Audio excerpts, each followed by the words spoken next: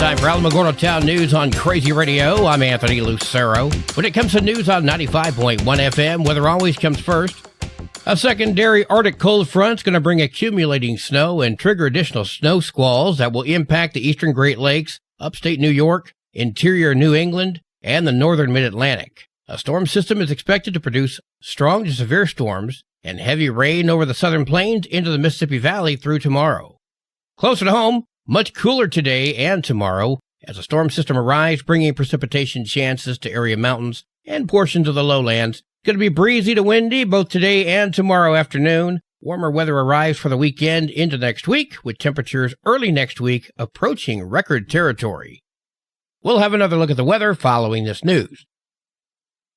Last night, City Commission meeting took place with Ordinance 1710 in the spotlight. Should it be legal or not to allow homeless to camp on private property? Citizen Corey Schmidt spoke up with a seemingly unpopular point of view. He is in favor of the law, but before he could even get a word in, the peanut gallery began to boo in a very immature and unprofessional manner. The mayor shut that down. I believe that Ordinance 1710, in reference to camping or camping on public and private property, is absolutely necessary. And I'm going to explain a few points from the previous meeting where the commission decided to table this until today. One of the points that were brought up is that homeless will leave when it gets warmer. I think that's out of your mind. They are here regardless of the season. They can't go anywhere. They don't have the means. There was another point about 100% Otero working to support the homeless. How long have they been working towards this? About 5 years, and we're still talking about it now. Where is the solution? Another point that was brought up, you should not fine homeless because they can't pay for it if they're already on the street. So then a rebuttal during that meeting was, about the number of 25 hours of community service was brought up, which is less than the average work week. You could knock that out in less than 5 days, 3 if you're doing 8 hours and some change per day. So the next point was they don't complete their full community service. They come out for an hour or two. This was said by one of the commissioners. They come out for an hour or two and then they just disappear. Okay, so at that point they've made their choice. They could have done a fair option of fulfilling community service, and they chose not to. Now I'm going to get into private property rights. Who is this ordinance affecting? It applies to everybody, not just people who are on the streets, living on the streets. It applies to all of us. So I cannot go sit on one of the commissioners' lawns and set up a tent and sleeping bag unless I have permission to do so. This ordinance is pretty much in line with that. If you have someone on your private property that you have given written permission to do so, it's fine. This ordinance is saying if you don't have that permission, then you're in violation of this ordinance. I cannot say that I disagree with him. Stan Hernandez of LULAC spoke up. We, Otero County LULAC 8105, are here to address the proposal to outlaw camping on private land in Alamogordo. While we understand the concerns about homelessness in our community, criminalizing camping is not the solution. It's a step in the wrong direction. Right now, there are 150 homeless children within 75 homeless families in Alamogordo who qualify under the McKinney-Vento Act.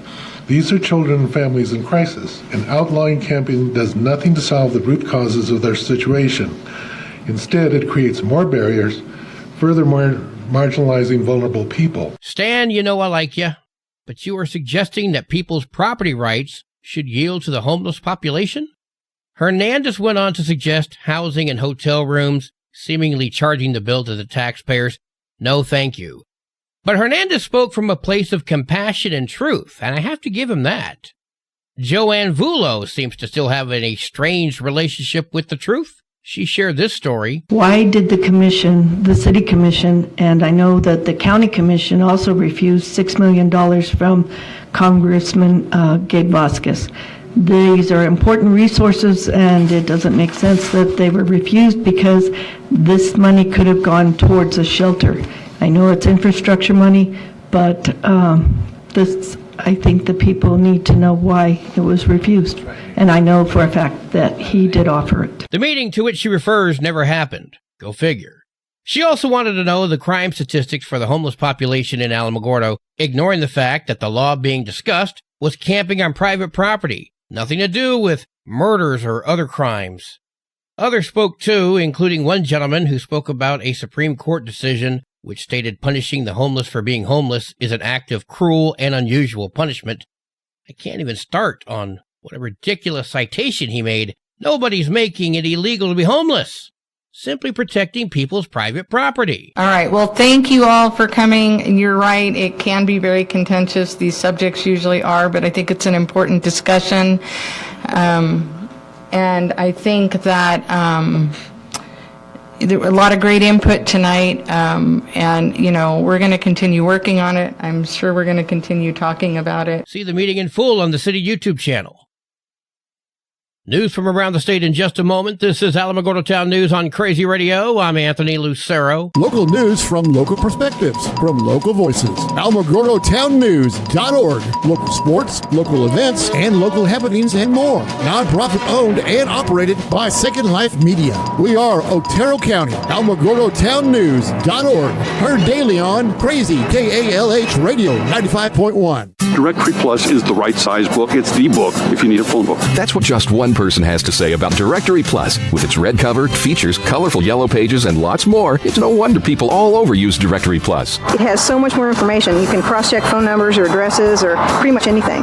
Look on the plus side, Directory Plus. I'm a big fan of Directory Plus. Hi, Sunny Harris, inviting you to join Animal Village NM's Thank You in Advance fundraiser and help us reach our goal of $25,000 by February 29. Your support will fund spay-neuter surgeries for more than 200 pets and provide essential pet food for families in need. Drop off gently worn shoes at our collection boxes or donate online at animalvillagenm.org. By mail, 303 Spring Road, Ruidoso, 88345. Thank you in advance for your generosity. animalvillagenm.org. All three New Mexico's U.S. representatives and both senators met yesterday to discuss the presidential administration's attempt to halt federal grants and programs. The delegates spoke out against the president's actions and were joined by multiple nonprofits that operate in New Mexico. Representative for New Mexico's 1st Congressional District, Melanie Stansberry, told KRWG that even as a federal judge put a stay on the funding freeze, New Mexico's delegation will work together against the president. It is not the prerogative of the president to withhold funds that Congress has appropriated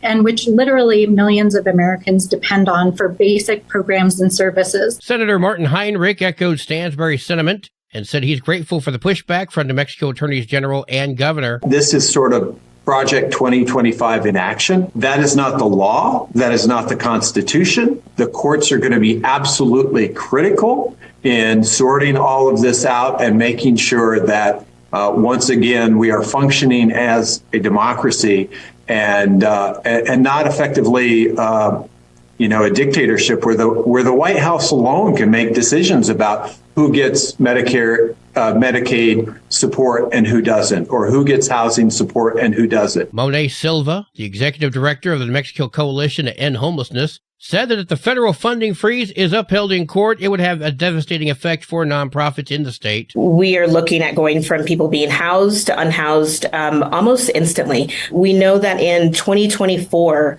when we're looking at anyone who touched the homeless system in New Mexico, we had over 30,000 people. And this type of cut would really be catastrophic. Project 2025 is not part of the official Trump agenda, although nearly 2/3 of his executive actions mirror or partially mirror proposals from Project 2025. Anyway, a judge paused the freeze on federal grants and loans until at least Monday. This past Friday, Governor Michelle Lujan Grisham discussed various issues surrounding crime in the land of enchantment. Two of her biggest priorities are updating the Children's Code and holding people who break the law accountable. It's about that balance. Consequences, accountability, restoration. You can have all three. If you don't, you are choosing a decline in one of those areas. No detention means we have more juvenile crime. Now we have life in prison when they're 18. The governor addressed what she calls a lack of accountability in New Mexico, highlighting thousands of criminal cases that were dismissed. Competency and commitment as a restatement. Another big issue discussed was juvenile crime. Bernalillo County District Attorney Sam Bregman believes if kids face consequences earlier, they may be deterred from violent crime. But really, it's all about maintaining law and order. Stop letting people out early. Quit making prison anything short of punishment. How do you stop the catch and release? Well, we can. Okay, our judges can, but if our judges aren't going to do it by themselves, certainly through statute, we can keep the violent and repeat offenders off the streets. Senate Republican leader Bill Scherer with some common sense. State Senator Crystal Brantley is attempting to take a hard stance on violence against police officers. Today I'm proud to announce that I am introducing legislation that reinstates the death penalty in the state of New Mexico for the murder of a law enforcement officer. I want us together to celebrate our law enforcement officers in the state, thanking them for the service that they provide for keeping us safe. As I've said repeatedly in the past, the death penalty does not work as a deterrent. Look at death penalty states. You'll see a quirky anomaly in that violent crimes are slightly higher in those states. If it worked, shouldn't that number be lower? Life is far too precious to ever willingly take a life, unless that person is an immediate threat. If you make a mistake, and hundreds have been made, then you have blood on your hands for killing someone who didn't deserve to die, and what makes it worse, there's no consequences on the person that made the decision. Let that person rot in prison for the rest of their days, but lowering yourself to the level of being a killer yourself makes you no better. State lawmakers are trying to refine the state's red flag law. The original bill, which passed in 2020, allows a judge to order a person to relinquish their guns if they are deemed a danger to themselves or others. However, sponsors of a new version of that bill want to make some changes. The first allows a police officer to be one of the parties that can petition a judge for this order. The second would make the recipient of the order hand over their guns immediately, instead of waiting the current 48-hour window. Representative Christine Chandler, Democrat from Los Lunas. This is a safety measure. If someone is in a place where we're at a mental place where they might be acting out, we think this 48 hours rule is something that could be counterproductive and put people at risk. Opponents to the changes expressed concerns over violations of civil rights. The bill passed the House Consumer and Public Affairs Committee and now heads to the House Judiciary Committee. I'm going to make a wild guess here and figure none of these people are really going to give a damn about your civil rights. Former Interior Secretary Deb Haaland is running for the Democratic nomination for New Mexico governor. Haaland is the first to officially throw her hat in the ring after New Mexico Senator Martin Heinrich decided not to run for the nomination. Governor Michelle Lujan Grisham terms out in 2026, and no Republican candidates have started running for the seat yet. I wonder if they're going to consider that idiot Karen Bedoni. No, I don't want to. No. Sports and weather are coming up next. You're listening to Alamogordo Town News on Crazy Radio. I'm Anthony Lucero. They are role models and educators. Their work requires a great deal of time and energy for very little pay. Who are these unsung heroes? Thanks, Coach. Thanks, Coach. The simple truth about education-based athletics in New Mexico is this. Without a committed team of coaches and administrators, they just wouldn't be possible. School sports, they bring out the best in all of us. This message presented by the New Mexico Activities Association and the New Mexico Athletic Directors Association. There are 12 games for New Mexico girls basketball today, including Chaparral at Hatch, and 6 games for New Mexico varsity basketball, including Chaparral at Hatch. Your Crazy Radio spot-on weather forecast for the Tularosa Basin today calls for sunny skies, winds gusting as high as 24 miles per hour. Partly cloudy skies tonight, winds gusting up to 15. Sunny tomorrow, winds gusting as high as 17. Your high today in the basin, 51. Low tonight of 24. High tomorrow, 52 degrees. In Cloudcroft, sunny skies today, winds gusting as high as 33 miles per hour. Partly cloudy tonight, winds gusting as high as 29. Sunny tomorrow, winds gusting as high as 38. Your high today in Cloudcroft, 31. Wind chill is going to make it feel like it's 12. Low tonight of 14. Wind chill is going to make it feel like it's 3. High tomorrow, 30. Wind chill is going to make it feel like it's 2 degrees. Local breaking news can be found on our website, alamogordotownnews.org, and learn more about Crazy Radio by visiting kalhradio.org. Also check out the Crazy KALH Radio YouTube channel. That's where we post our daily newscasts, complete interviews, and other information which concerns everyone in the Tularosa Basin. Be sure to give this video a like and subscribe to our channel if you've not done so already. That way you too can remain informed of the goings-on in the Tularosa Basin. And that concludes this Wednesday edition of Alamogordo Town News on Crazy Radio. I'm Anthony Lucero.